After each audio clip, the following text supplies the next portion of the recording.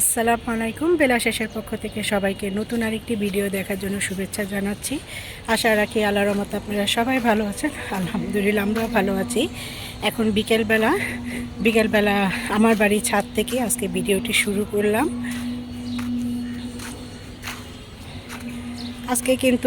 আজকেও কিন্তু আমি শাবান মাসে রোজা রেখেছি, আর এখন এসেছি ছাদে কাপড় নিতে। কাপড় নেওয়ার পর কিছু ভিজা কাপড় আছে, সেগুলো শুকা দিয়ে তারপর নিচে যাব। আর আজকে সারাদিন কি কাজ করেছি সেগুলো তো আপনাদের দেখাবো। তো সেগুলি দেখতে হলে কিন্তু সম্পূর্ণ ভিডিও জুড়ে আমার সাথে থাকতে হবে। আর যারা এখনও আমার চ্যানেলটি সাবস্ক্রাইব করেননি, প্লিজ আমার চ্যানেলটি সাবস্ক্রাইব করে দিবেন, লাইক দিয়ে ভিডিওটি কন্টিনিউ করবেন, সবার মাঝে বেশি বেশি শেয়ার করে দিবেন।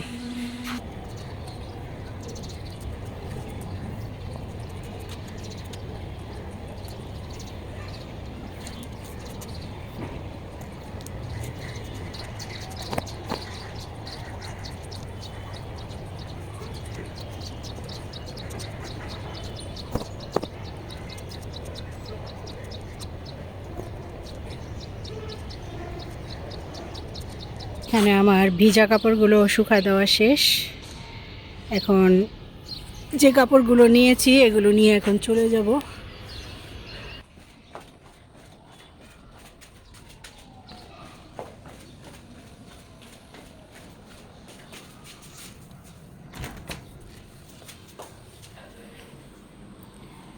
আর এখানে ছেলে আসরের নামাজ পড়তে বসে গেছে।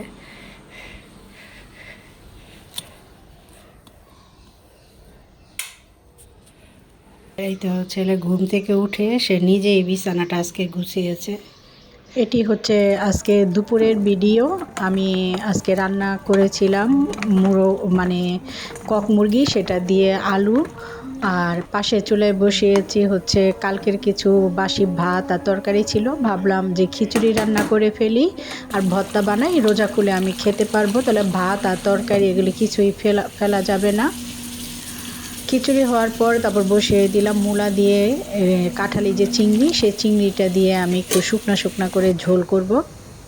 ভর্তাও কিন্তু বানিয়ে ফেলেছিলাম আমি। এখানে ছিল শুটকির ভর্তা আর ছিল কালো জিরার ভর্তা। শুটকিটা ছিল বাঁশপাতার শুটকি। আর এখানে তো ছেলে খাওয়া দাওয়া করে শুয়ে পড়েছে, আমি তো আর খাবো না, যেহেতু রোজা আছি তাই ভাবলাম আজকে একটু পিঠা বানাই, যেহেতু শীত শেষ হয়ে যাচ্ছে। আর আজকে পিঠা বানাবো হচ্ছে সাজের পিঠা। সাজের পিঠা বলতে ওই যে রাস্তায় যে এক পদের সাজ কিনতে পাওয়া যায়, সেটা দিয়ে যে চাপ দিয়ে ডিজাইন হয় সেটাই বানাবো। সম্পূর্ণ ভিডিওটা আপনাদের দেখাবো আমি কিভাবে বানাচ্ছি।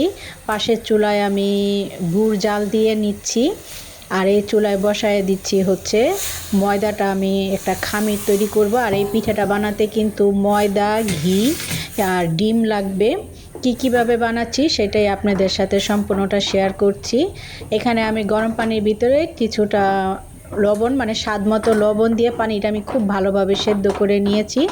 তারপর পরিমাণ মতন আমি ময়দা দিয়ে দিলাম, আর ময়দাটা নামিয়ে নিয়ে এখন আমি দেখাচ্ছি। এখানে আমি একটা গুঁড়া দুধের প্যাকেট আনিয়েছি, ছোট ডিপ্লোমা ফুল ক্রিম, একটা ঘি আনিয়েছি, আর আনিয়েছি হচ্ছে একটা লিকুইড দুধ। এখানে আধা কেজি দুধই আমার হয়ে যাবে। এখানে তো আমি আবার গুঁড়া দুধও ইউজ করব, তাই এখানে আমি আধা কেজি দুধ দিচ্ছি। পিঠা বেশি বানাবো না, অল্প কয়েকটা বানাবো পিঠা। আর এই যে এগুলো দেখালাম আপনাদের, এই যে ফুল ক্রিম দুধটা, অবশ্যই আপনারা ফুল ক্রিম দুধটা দিবেন। আর ঘিটা কিন্তু এই পিঠায় ইউজ করতে হয়, নইলে একটা কাঁচা আমি যে ডিমটা ইউজ করব সেই ডিম আর ময়দার একটা গন্ধ আসে। আর এই পিঠাটা কিন্তু ময়দা দিয়েই বানাতে হবে। আর যখন ময়দার খামিরটা তৈরি হয়ে গেছে, পাশের চুলায় আমি লিকুইড দুধটা বসিয়ে দিলাম। লিকুইড দুধটা যখন খুব ভালোভাবে জাল হয়ে যাবে, উপরে একটা সর পড়বে, তখন আমি এটাতে গুঁড়া দুধ গুলিয়ে তারপর দিব। খামিরটা আমি কিছুক্ষণ মেখে নিয়েছিলাম, এখন আমি একটা ডিম ইউজ করছি। এখানে আমি যেহেতু অল্প বানাবো তাই একটা ডিমই ইউজ করছি, আমি বুঝে। আপনারাও যদি বেশি বানান তাহলে 2টা ডিম ইউজ করতে পারেন। তারপরে ডিমটা দেওয়ার পর আমি খুব ভালোভাবে মেখে নিচ্ছি, যাতে এই ময়দার খামিরটার সাথে ডিমটা খুব ভালোভাবে খুব ভালোভাবে মাখা হয়ে যায়। এটা যখন ভালোভাবে মাখা হয়ে যাবে তখন কিন্তু আমি এটার সাথে আবার ঘি অ্যাড করব।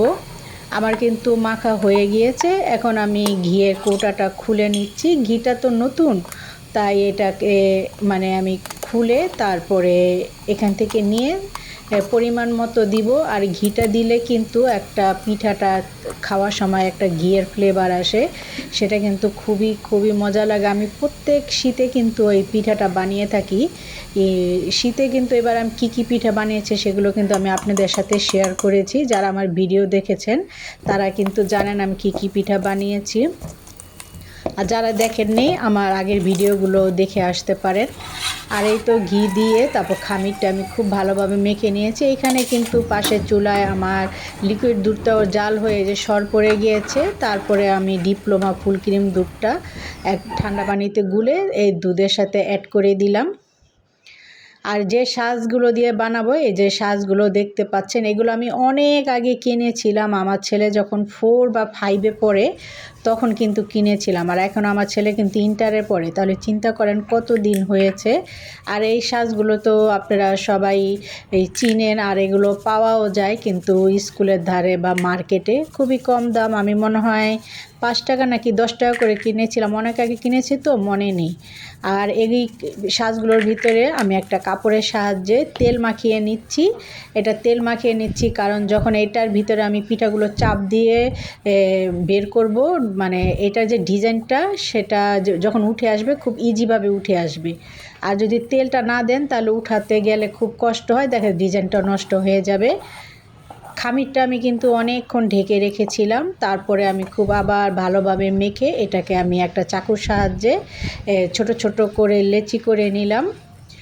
আর এটা এভাবে লেচি করে নিয়ে একসাথে করে নিলে তাহলে পিঠাটা বানাতে খুব তাড়াতাড়ি হয়ে যায়।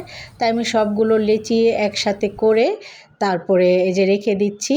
আমার এখানে যে কয়টা ডাইস, সেই কয়টা ডাইসেরই আমি একটা একটা করে আপনাদের ডিজাইন দেখাবো। এই যে এটি হচ্ছে চতুর্ভুজ আকারের একটা ডাইস, এটা দিয়ে আমি কীভাবে বানাচ্ছি দেখেন।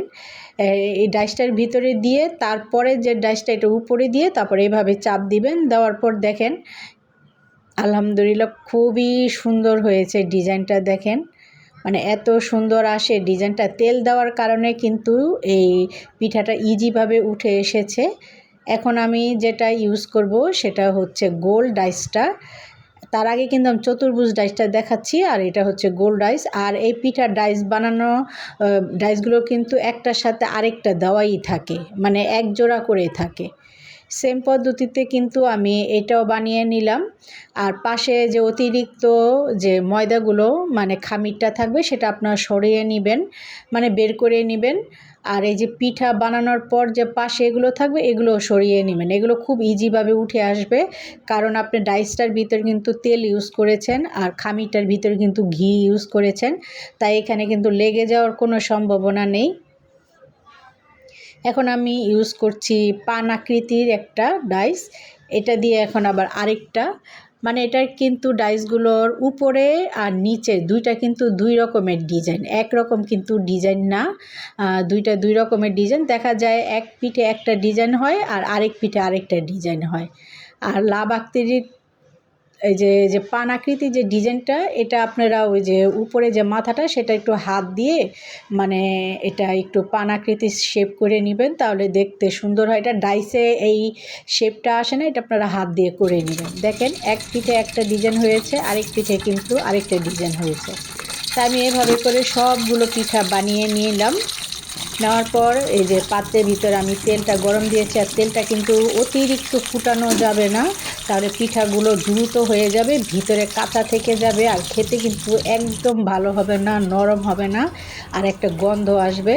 তাই যখন আপনারা পিঠাটা ভাজবেন তেলটা হালকা গরম করে চুলাটা মাঝারি থেকে একটু কম আঁচ করে নেবেন। নেওয়ার পর পিঠাগুলো ছেড়ে দেবেন, এটা আস্তে আস্তে আস্তে আস্তে উঠে আসবে। আপনি যখন দেখবেন পিঠাগুলো আপনি ফুলে তেলের উপরে উঠে এসেছে আর এক পিঠ কিন্তু লাল হয়ে গিয়েছে, তখন আবার আরেক পিঠ আপনারা উল্টিয়ে দিবেন। এটা কিন্তু কোনো মতোই মানে অতিরিক্ত আঁচে ভাজা যাবে না, ভাজা দেখা যায় ভাজা গেলে ভাজা হবে কিন্তু ভিতরে কিন্তু কাঁচা থেকে যাবে, ভিতরে ঠিক মতন এটা ভাজা হবে না। তা আপনারা কম আঁচে একটু ধৈর্য ধরে ভেজে নেবেন। আমি যেগুলো দিয়েছিলাম সেগুলো ভাজা হয়ে গেছে, আর যে গুড়টা আমি গরম করে নিয়েছিলাম সেই গরম গুড়টার ভিতরে এটা দিয়ে আমি ঢেকে দিচ্ছি। বাকি যে পিঠাগুলো সেগুলো দিয়ে এক এক করে আমি সবগুলো ভেজে নিচ্ছি। এগুলো ভেজে নেওয়ার পর দুধটা কিন্তু ঠান্ডা করে তারপর গুড়ের ভিতরে দিবেন, কারণ অনেক সময় দেখা যায় গুড় যদি ভালো না হয় তাহলে কিন্তু দুধটা ফেটে যেতে পারে। তাই সবচেয়ে বেটার হয় যে দুধ আর গুড়টা আলাদাভাবে দেওয়া। যখন ঠান্ডা হয়ে যাবে তখন দুধটা ঢেলে দিবেন। এই যে পিঠাগুলো কিন্তু আমি বেশ কিছুক্ষণ গুড়ের ভিতরে ঢেকে রেখেছিলাম। এখন এই যে আমি দুধটা দিয়ে ভালোভাবে নাড়াচাড়া করে তারপর ঢাকনা দিয়ে ঢেকে দিব। আর এই পিঠাটা কিন্তু আমি এক রাত সম্পূর্ণ ঢেকে তারপরে এটাকে আমি ভিজতে দিব, পরের দিন সকালে এটা খাবো। আর এটি হচ্ছে প্রায় সন্ধ্যা হয়ে যাচ্ছিল। আমি যেহেতু রোজা আছি তাই ইফতার করব। দেখলাম যে শিশিরের বাবা ইফতারের আগে এসে পড়েছে। সে নান রুটি আর গিরিল নিয়ে এসেছে। আর আমিও মোনাজাত করে বসে পড়লাম, কারণ একটু পরে আজান দিয়ে দিবে। আমি যখন মোনাজাত করছি তার কিছুক্ষণ পরে কিন্তু আজান দিয়ে দিয়েছে। আমি এখানে লেবু শরবত করেছিলাম। আর এই তো খেয়ে ইফতার করতেছি। যেহেতু আমি একা রোজা রেখেছি, শিশিরের বাবা তো শাবান মাসে তারা রোজা রাখে না। আর এই যে ছেলেও মাগরিবের নামাজে চলে গেল। আমি শরবতটা খেয়ে তারপরে এই গিরিল আর একটু নান খাবো। একটা নান খাবো। আমি গিরিল বা নান আমি এতটা পছন্দ করি না, কিন্তু যেহেতু শিশিরের বাবা এনেছে তো খাই, অল্প একটু খাই। আমি আবার মুড়ি ভর্তা বানাবো। ছেলে বলছিল আম্মু খাও, অনেক রিকোয়েস্ট করছিল, তাই একটা নান নিলাম।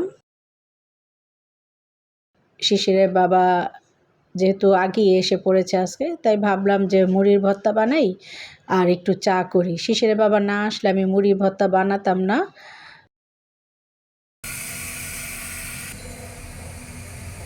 মুড়ি তারপর আলুর চপ এগুলো আজকে আমি বানাইনি, সেগুলো বাইরে থেকে কিনে এনেছিলাম, তো এগুলোই বানালাম।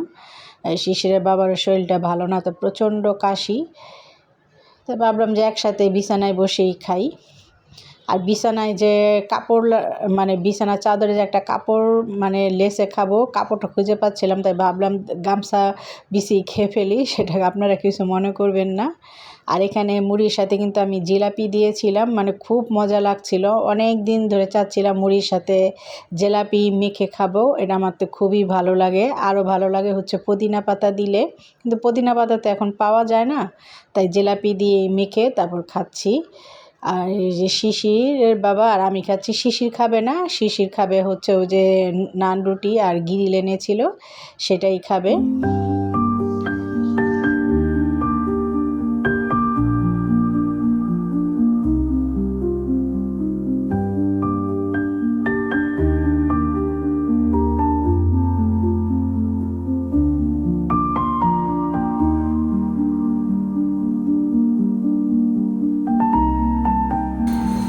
ভিডিওটা আজকে এই পর্যন্ত রাখছি।